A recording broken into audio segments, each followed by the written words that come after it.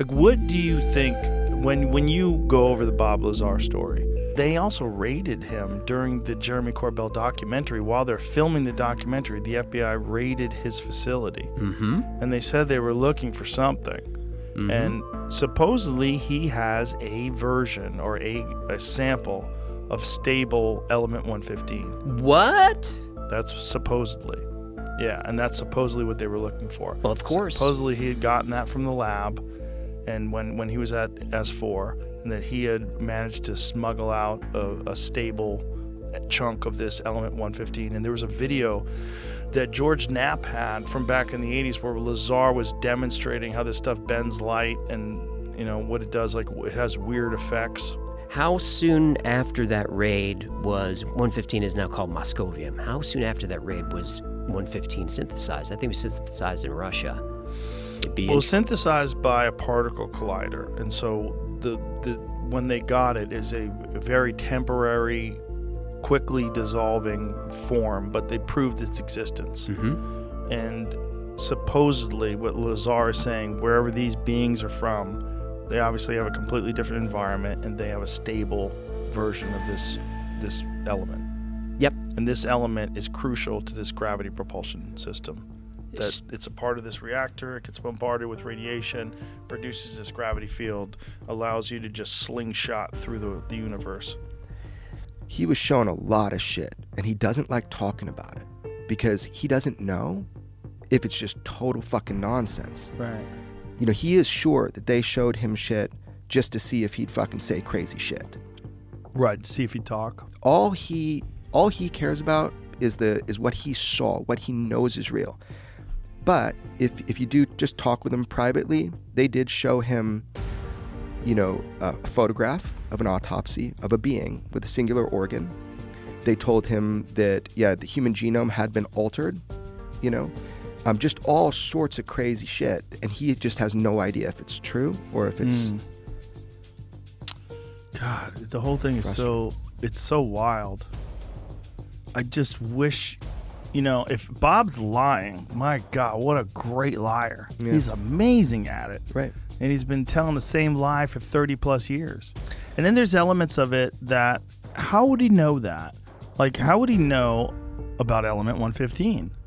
I mean, element 115, when he was talking about it, was theoretical. Why would they raid Bob Lazar? That's that spectrum of believability again. Mm-hmm. Exactly. Here's a guy who's being attacked and tormented. In the middle of filming a documentary. So the way Bob understood it was that he was working on power and propulsion, right? So of one of these, we call them flying saucers, you know, fucking alien vehicle. That looked like this one. Exactly. Right here, from exactly. Yeah. And on the desk. You know, even like aerospace people are like, well, if you know, it's the most ingenious thing is the way he described it, powered. You know, people are like, impressed by it. I'm like, maybe that's just what he saw. But anyway, so the 115 was the power source, he said. And basically, you know, you put it in and it releases antimatter and creates a gravity propulsion, a gravitational field. And then you had three directional emitters. Look, that's how they think these things operate. Traveling faster than the speed of sound with no sonic boom, all, you know, transmedium, all domain. These things seem to defy typical propulsion. It's not outside of the realm of what we understand. It's outside of the realm of what we can replicate now. One day we might catch up. And this element 115 that Bob talked about powering this spaceship was only theoretical back in the late 1980s when he first started discussing it. Right, we hadn't synthesized it yet. Right. Well, it wasn't a synthesizing. It was created by a particle accelerator, right? Exactly. It was detected because it was. I think it was. But we smashed. Right. So we kind of synthesized in that we smashed particles together, and then we're like, oh, for like a second, there it was. Yeah, I think it's a fraction of a second. Yeah, and Bob always said that if he's right, if it was 115, that's how he understood it to be. Mm-hmm. If he's right, then we will someday, you know, be able to make a nominal amount of it that will be stable. That's, you know, what he says. I've become more positive on Lazar, just insofar as I think he was at S4 Area 51. And I think there's going to be a lot of corroborating. This is proven by a particle accelerator, and Bob Lazar's claim was that they had a stable amount of this element 115 that had come from this other place? And did they know where this other place was, where this element 115 supposedly had come from? Another planet? Yeah, I mean, again, this is like what he was told, so he's kind of allergic to, but, he said that the documents said Zeta Reticuli, like, I guess a binary star system or something. That's what were in the documents. Now, if that's true or not, look, remember, he thought it was the U.S. He thought this vehicle was ours. Right. And then he until he walked inside of it. That's his whole thing. It blew him away. It's hard to buy what someone like Bob is telling you if you don't know the person. You see people in their lives, man. Like, imagine being him and that actually happening to you, and then you having to go back to reality. Right. And tell people or not tell people, just live your life and have the burden of this information, the burden of this thought, the burden of that kind of information. When even discussing it, you seem like such a psycho. Yeah. Most people almost instantaneously, other than a real journalist like George Knapp, most people are going to think you're out of your fucking mind. Yeah. They just dismiss you. Yeah. Why would you even do it? Like, what would be your motivation? What would you get out of that? Well, his motivation was he was seriously worried that they were going to take him out. Yeah. Because he knew so much, and they had cut off of his... For folks who don't know the whole story, just give you a brief synopsis. What happened was Bob allegedly was working on back engineering these aircrafts, these vehicles, these spaceships, and in doing so, you have to have a very high level of clearance. Well, with that high level of clearance comes complete government surveillance. So they monitor your phone calls, monitor everything. Turns out Bob's wife was having an affair. So they don't tell Bob that his wife's having an affair, but they cut off his job. They're like, you're too much of a potential to be emotionally unstable. We can't have you working on these top secret, super sensitive things. Yeah, it's logical. While your life is probably going to fall apart. He's about to find out some bad shit. Yeah. So he doesn't know this, and so they don't give him any information, so he freaks out, and so he starts telling his friends. And he's like, come with me, I'll show you the launch, I'm not lying. People forget that. Yes. He went out and he showed people a craft that didn't look like any normal craft come up right when he said it would. Yeah. Over a base that wasn't even known then really well, and a sub-base, an area, not Area 51 proper. He's the luckiest motherfucker in the world. He did it 3 weekends in a row till he got caught. Right. So it's just like, man, every time you try to call bullshit on him, I tried so hard on so many things, motherfucker. People think I'm just some fucking believer. I'm not, bro. The only thing that people have ever called bullshit on him is that he said he might have seen an actual alien. But he said he was walking down a hallway and looked through one of those little tiny windows that's in a door, those little tiny 12-inch square windows, and he peered in it quickly as he was walking by, and it seemed like there was a small thing that was sitting on a chair and there's people standing over it. But he doesn't know if it was a doll. He doesn't know if it was... And so in his mind, he's like, fuck, did I see an alien? Like, what the fuck? But he can't go back. It's not... Like, everything's... If you work on top secret stuff, apparently, everything's very compartmentalized. You're probably like one of the most important figures when it comes to journalism and UFOs. And when you broke the Bob Lazar story, is that 89? When was that? 1989. 89. 1989, I remember reading about it, I remember hearing about it, I remember watching clips on television and watching countless Bob Lazar interviews. It all came out of you. I mean, did you think at that time, what was your thoughts about UFOs before you had met Bob Lazar, and how much did it change while you got to know him and hear his story? It changed quite a bit. I had not really given it much thought at all. Probably the same level of curiosity as most people. You go about your life, you pay your bills, you go to work, you love your family, and it's always out there somewhere. Hey, I wonder what the deal is on that. Right. But had not really dwelled on it until it was a day in 1987. Into the studio comes a guy named John Lear. And I had heard sort of a little bit about him. His family was famous. His dad developed the Lear jet, the 8-track tape. John had run for the state Senate And he had a certain amount of credibility with our news organization, KLAS-TV, because he had helped us break a really big story. And the story was the stealth fighter, the F-117. He had told my boss, Ned Day, managing editor, about this amazing plane that was invisible to radar flying up in Tonopah in Area 51. We had an interest in Area 51, not UFO related, but Ned broke that story. It went national. So John Lear comes into the station one day with a stack of what turned out to be UFO documents. He plops them on Ned's desk and says, Ned, this is going to be the next biggest story, the biggest story in history. It's a UFO cover-up. Aliens are here. Technology's been recovered. Ned takes a look at it and says, I'm not doing this story. If it was true, I'd already know about it. This is crazy. Well, I'm eavesdropping, as I tend to do. I'm a curious person. So as he's going out, I said, Lear, let me take a look at this material. And I looked at it. I thought, well, this is kind of interesting. At the time, I was producing and hosting this little public affairs show, 30-minute interview show. It would air Sunday morning at 6 o'clock. Nobody watches it. It would be interviewing a city councilman, a county commissioner. What the heck? I'll put Lear on there. And I let him go. And he told me this big scenario about secret treaties with aliens and recovered technology and a giant cover-up. Some of the information sounded outrageous. Some of it seemed like it would be worth checking out. You know, he's like, why didn't we have better people on this? You know, people that were more... So he was really frustrated. And he said to me, like, he thought it was a crime against the scientific community. You know, if they have this stuff, like he says, you know, he says it was a crime. And, you know, he talks about that thing through the window. He's so funny about it. You know, I sat him down for long, you know, many sessions, really trying to get it out of him. Yeah. He goes, you know, Jeremy, I think they were just obsessed with measurements. I go, what do you mean? And he's like, well, look, there was something in a chair, but it was small. Maybe they were trying to just measure it to see if it would fit in a craft. So that's how he kind of gets around, like, did he see something or not? He doesn't know. Like it could have been a doll that they constructed that was roughly the same height as these things were. He just doesn't want to go there, right? And so these creatures that were in this vehicle, if there were creatures in this vehicle, there were 3 seats. Yeah, and he estimated they had to be how big?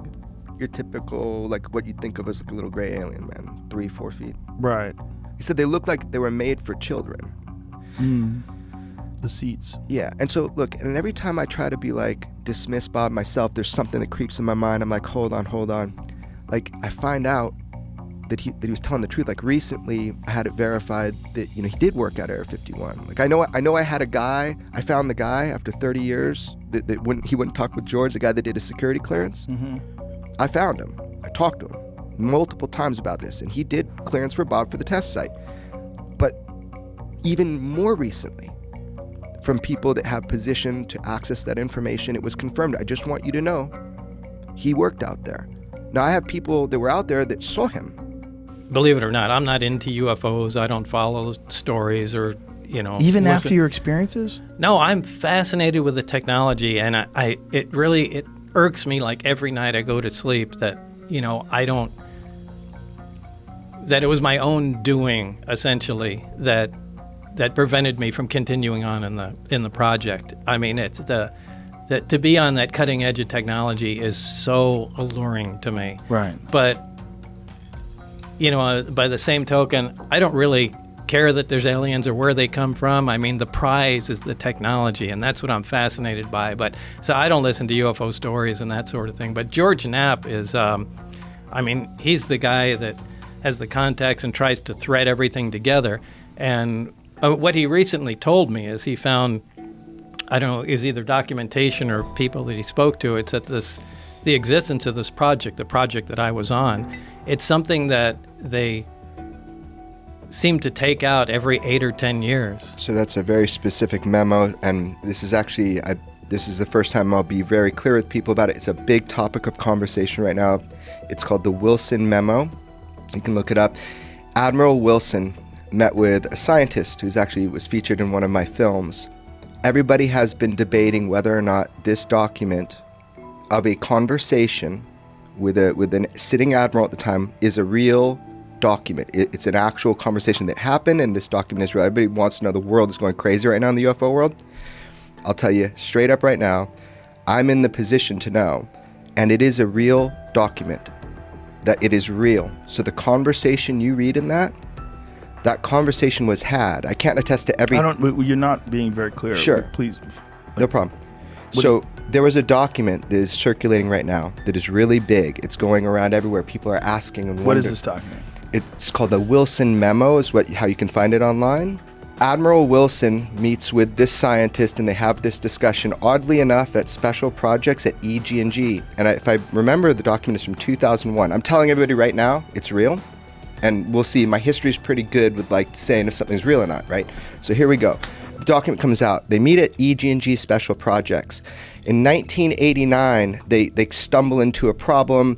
This happens. They put the technology away, and then they bring it back out and see if material science has caught up and if they can make any progress. So this document kind of talks about this process.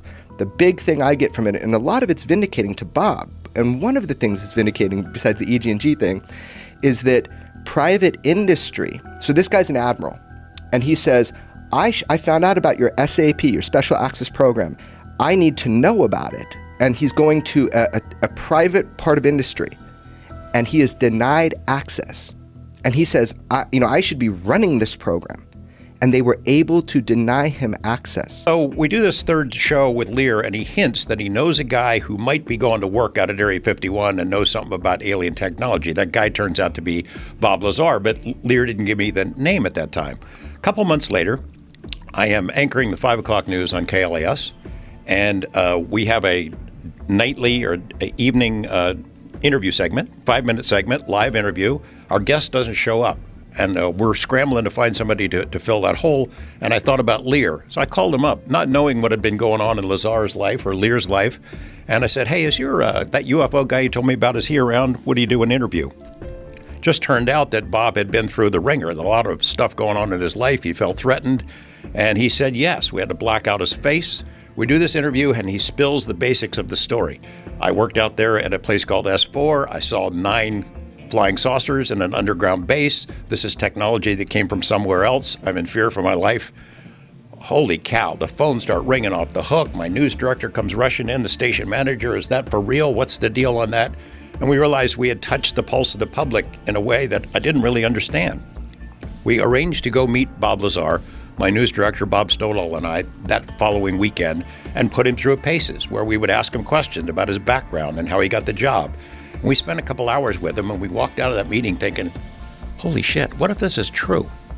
This is really risky for us as journalists. It's risky for our personal reputations if it blows up in our faces and we do this story, and it would really damage the reputation of our news organization, which is KLAS is a jewel. It's always been a leader in Las Vegas, one of the best TV news operations in the country. We're putting a lot on the line. Well, look, we decide, let's take our time. Let's look into this guy's story.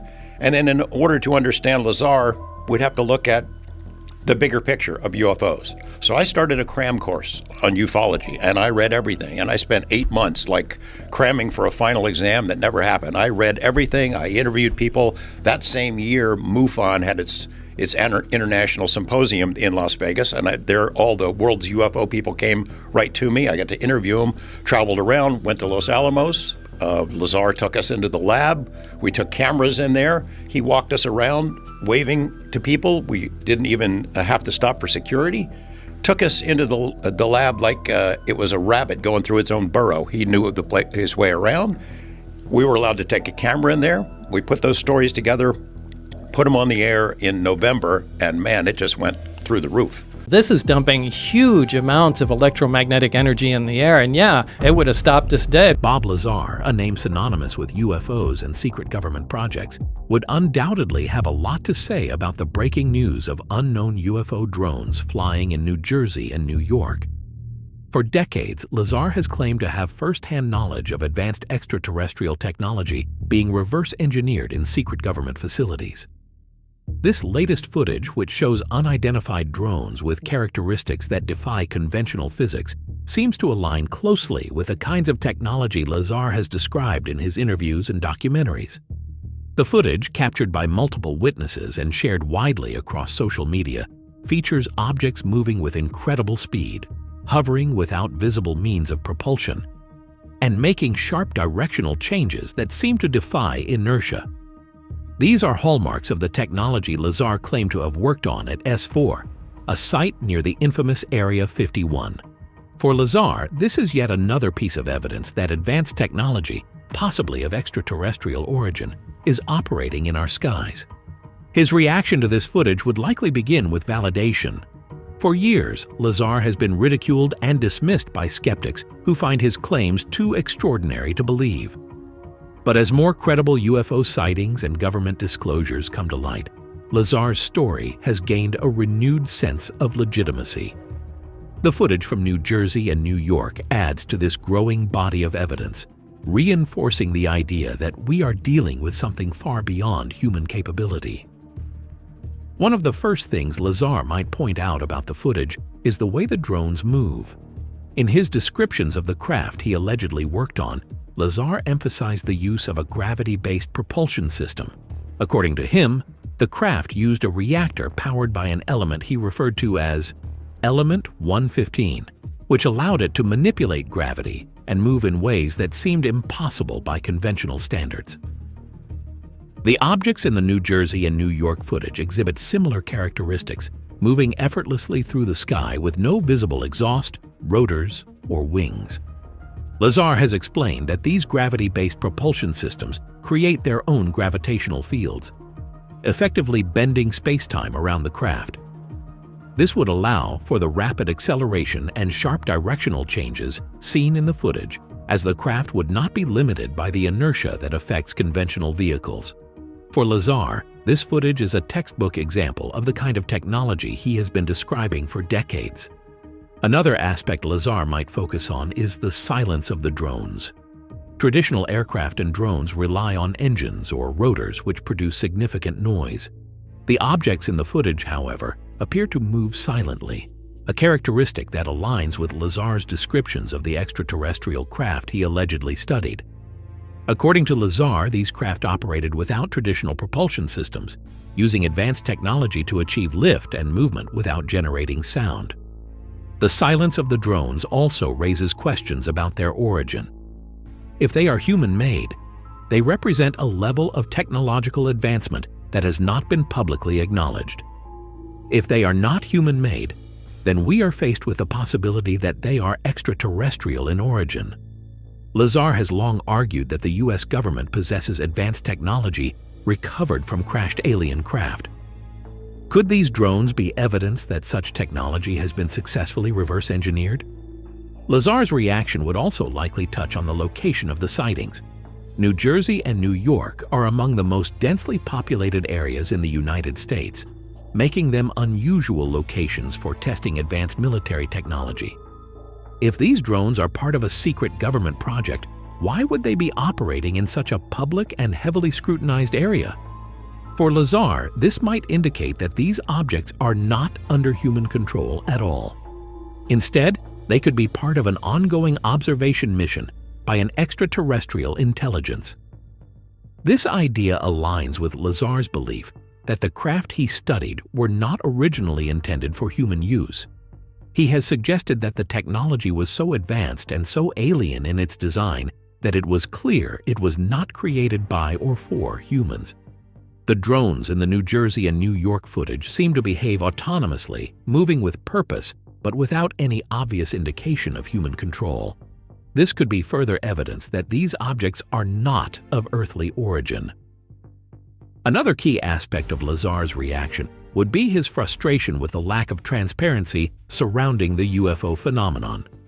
He has often criticized the government for withholding information about UFOs and advanced technology, arguing that the public has a right to know what is happening in their skies. The footage from New Jersey and New York is yet another example of a UFO event that raises more questions than answers. Why are these objects appearing now? What are they doing? And most importantly, what do authorities know about them? For Lazar, the secrecy surrounding UFOs is not just a matter of curiosity, it is a matter of existential importance. If these drones are extraterrestrial, they could represent the most significant discovery in human history. Understanding their technology, their purpose, and their origin could have profound implications for science, society, and humanity's place in the universe. Lazar would likely use this opportunity to call for greater transparency and collaboration in investigating the UFO phenomenon. Lazar's reaction would also include a critique of how the media handles UFO sightings. While the stigma surrounding UFOs has diminished in recent years, there is still a tendency for the media to sensationalize or trivialize the subject. Lazar has often expressed frustration with the way UFOs are portrayed in popular culture, arguing that it undermines serious discussion and investigation. The footage from New Jersey and New York is a prime example of why this needs to change. It is clear, compelling, and difficult to dismiss, yet it risks being overshadowed by sensational headlines and misinformation. For Lazar, this is a missed opportunity. The UFO phenomenon is not just a topic for entertainment, it is a scientific and philosophical challenge that demands serious attention. The New Jersey and New York sightings provide an opportunity to shift the conversation, to move beyond speculation and focus on evidence. Lazar would likely urge the media to treat this footage with the seriousness it deserves, to ask the hard questions, and to hold authorities accountable for providing answers. Another theme Lazar might explore is the possibility that these drones are part of a larger pattern. He has often suggested that UFO sightings are not isolated incidents, but part of an ongoing phenomenon that spans decades, if not centuries. The New Jersey and New York sightings are consistent with other reports of unexplained aerial objects, both in their behavior and their appearance. For Lazar, this suggests that whatever is behind the UFO phenomenon is not a new development. It is something that has been present for a long time. This perspective leads Lazar to question the motives behind these sightings. Why are these objects appearing now? And why in such a public way? Are they trying to send a message? Are they conducting surveillance? Or are they simply indifferent to whether or not they are seen? These are questions that Lazar has grappled with throughout his career, and the New Jersey and New York sightings add new layers to the mystery. Lazar's reaction would also include a call to action for scientists and researchers. He has often argued that the UFO phenomenon deserves rigorous scientific investigation, free from the constraints of government secrecy and public skepticism. The footage from New Jersey and New York is a perfect example of why this is so important. It provides a clear, tangible piece of evidence that can be analyzed, studied, and debated. For Lazar, this is an opportunity to advance our understanding of a phenomenon that has puzzled humanity for generations. He would likely emphasize the need for interdisciplinary collaboration in studying UFOs. Understanding these objects requires expertise in physics, engineering, biology, and even psychology. The New Jersey and New York sightings are a reminder that the UFO phenomenon is not just a scientific challenge, it is a challenge to our entire way of thinking. For Lazar, this is what makes the topic so compelling. It pushes the boundaries of what we know and forces us to confront the unknown. In his conclusion, Lazar would reflect on the broader implications of the footage. Whether these drones are human-made or extraterrestrial, they represent a profound mystery that demands our attention. They challenge our understanding of technology, physics, and the nature of intelligence itself. For Lazar, the New Jersey and New York sightings are not just another UFO story. They are a wake-up call for humanity to take the phenomenon seriously.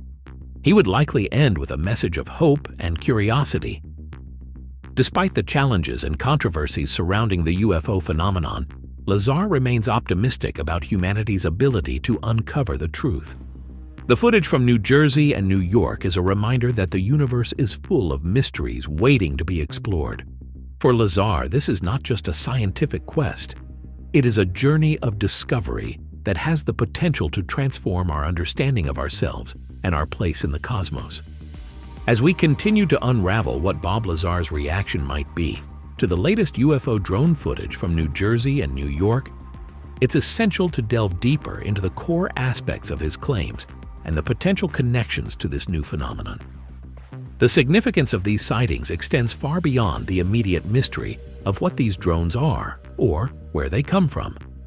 It's an opportunity to contextualize them within decades of reported encounters, speculation about government cover-ups, and Lazar's revolutionary assertions about extraterrestrial technology. First, let's revisit one of the most intriguing aspects of Lazar's story, his claim about gravity propulsion systems. Lazar has long maintained that the craft he studied at S4 near Area 51 used a form of propulsion entirely alien to our understanding of physics. Unlike conventional propulsion, which relies on pushing air or gases to generate thrust, the craft he worked on allegedly created a localized gravitational field that allowed it to bend space-time. This allowed for movements that seemed impossible, hovering in place, making abrupt directional changes without deceleration, and accelerating to extraordinary speeds without creating sonic booms. When examining the UFO drone footage from New Jersey and New York, these same characteristics are front and center. Witnesses describe objects moving in ways that defy explanation, accelerating instantly, stopping on a dime, and hovering without visible means of support. To Lazar, this would be clear evidence that these drones are utilizing a technology far beyond anything currently known to the general public. In his view, this technology might not only exist but could have been in the possession of governments for decades, hidden from public view. A critical point Lazar might make about the footage is the similarity to his description of the anti-gravity propulsion systems powered by element 115. For decades, the existence of element 115, moscovium, was purely theoretical until it was officially synthesized in a lab in 2003. Lazar claimed that this element was a key component in the propulsion systems of the extraterrestrial craft he worked on, functioning as the fuel that enabled gravity manipulation.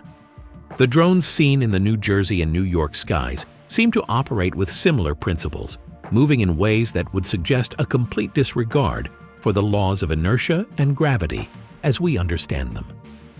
This raises an important question. If Lazar was telling the truth, could these drones represent a breakthrough in the reverse engineering of extraterrestrial technology? Lazar has argued that the government has been studying alien technology for decades, but the complexity of this technology has made it nearly impossible to replicate.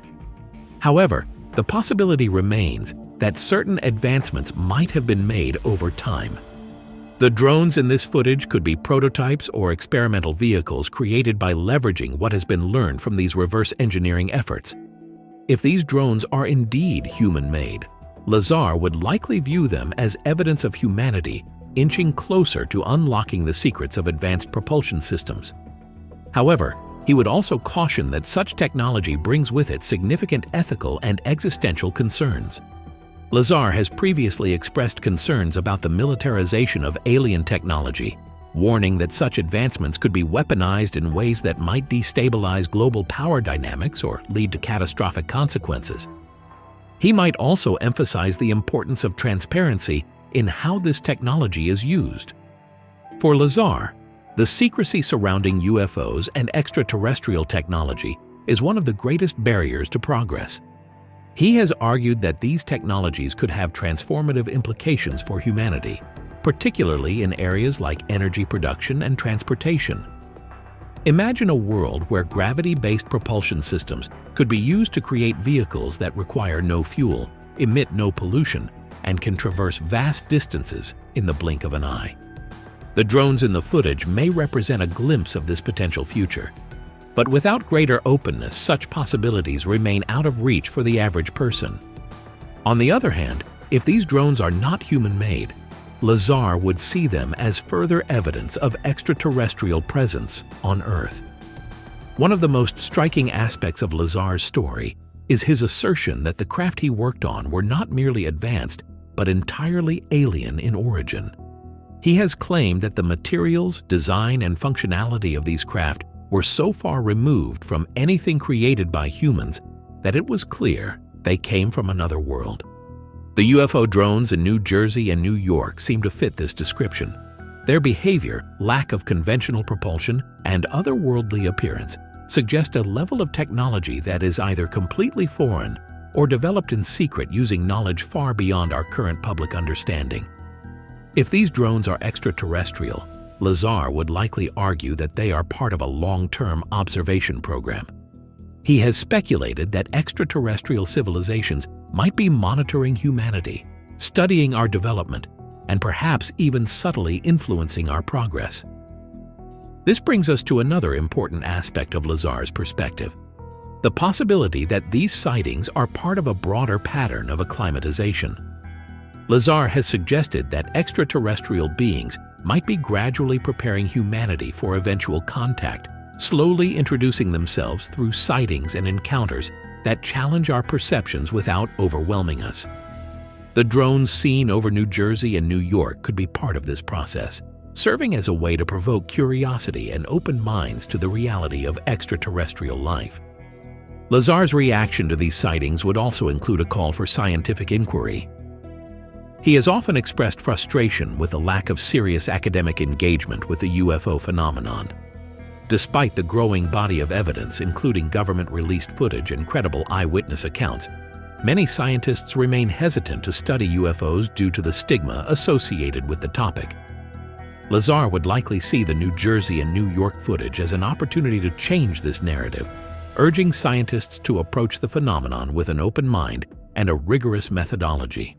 He might point to the growing acceptance of UFO research within the scientific community as a sign of progress.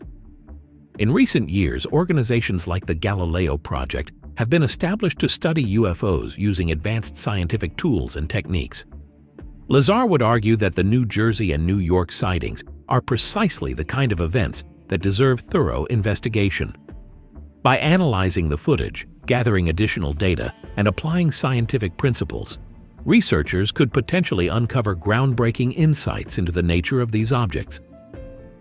Another important aspect of Lazar's reaction would be his perspective on the potential implications of these sightings for humanity's understanding of its place in the universe.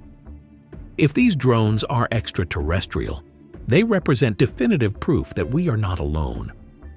This realization would have profound implications for science, philosophy, religion, and society as a whole.